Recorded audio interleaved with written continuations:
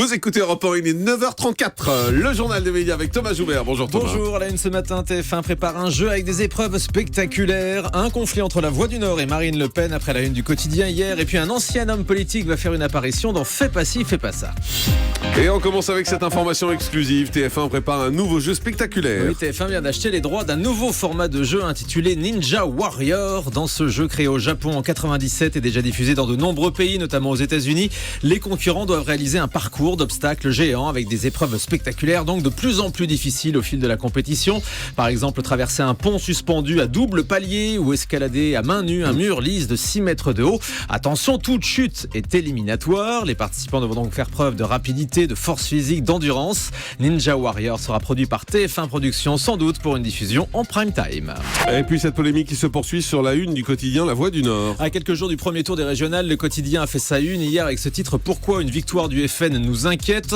Ce qui a fait réagir Marine Le Pen, qui juge cette une profondément scandaleuse. La candidate dans le Nord-Pas-de-Calais-Picardie estime que le journal cherche à défendre des subventions qu'il recevrait de l'actuel conseil régional. Le rédacteur en chef de La Voix du Nord, Jean-Michel Bretonnier, s'est expliqué hier midi au micro européen de Jean-Michel Apathy.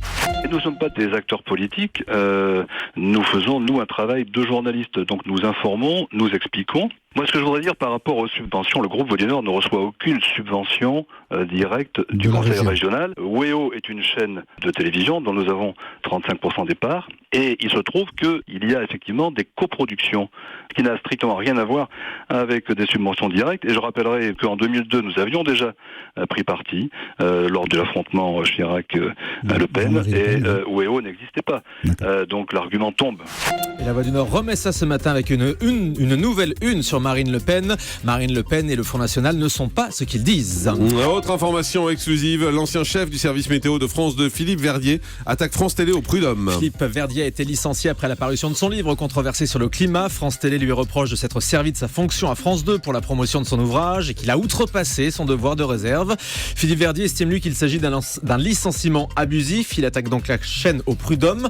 En attendant, il a retrouvé du travail pour quelques jours sur une chaîne russe, Russia Today, qui vient d'ouvrir une antenne en français. Il couvre la COP21 à sa manière, en toute liberté selon lui. Hier, dans C'est à vous, ses collègues présentateurs météo ne l'ont pas épargné. Pour Catherine Laborde et Laurent Romeshko, ses analyses sont dépassées. Pierre Lescure a ajouté même qu'il trouvait le mec un peu pathétique. M6 diffuse ce soir la deuxième demi-finale en direct de La France, un incroyable talent. Pour l'occasion, l'émission va recevoir la jeune chanteuse Marina Kaye, gagnante de la saison 6. Elle interprétera un duo inédit avec Syl. De son côté, le jury va choisir les derniers finalistes. Un jury dans lequel on retrouve Hélène Ségara qui tire le bilan de cette 10e saison au micro européen de Maxime Rioux. Je me suis énormément amusée.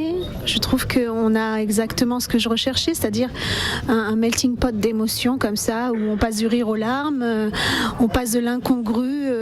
Vous verrez que je suis celle qui a le plus de mal à dire non, parce que pour moi, dire non à des enfants, dire non à des animaux, dire non, voilà. Il y a eu des moments où, je l'avoue, j'ai eu des vrais moments de faiblesse. J'avais du mal à dire non à des gens qui pourtant n'avaient pas encore abouti leur numéro et leur talent.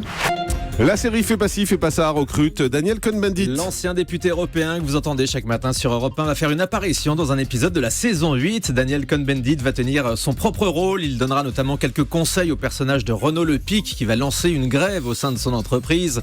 Et puis autre info, un épisode de cette nouvelle saison se déroulera dans le parc Disneyland Paris. On termine avec le chiffre du jour. 164, le nombre de pages de la nouvelle formule du magazine PIF qui va faire son retour demain en kiosque après avoir disparu en 2009. Alors, il y aura effectivement de nouveau des gadgets comme à l'époque, Jean-Marc.